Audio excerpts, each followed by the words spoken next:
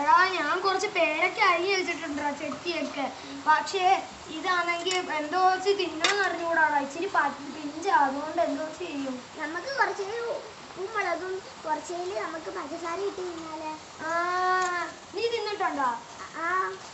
എന്നാ നീ അവിടെ കൊട വെച്ചിട്ട് വാടാ. നീ ചെയ്തിട്ടുണ്ടല്ലോ, നമുക്ക് ഇച്ചിരി അങ്ങനെ ഇട്ട് പോകാം. ഇച്ചിരി മുളക് പൊടി,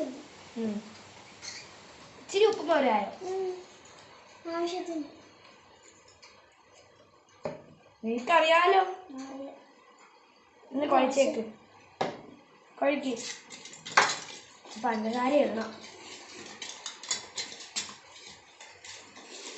ഇത്ര ഇട്ടാ പോരായോ?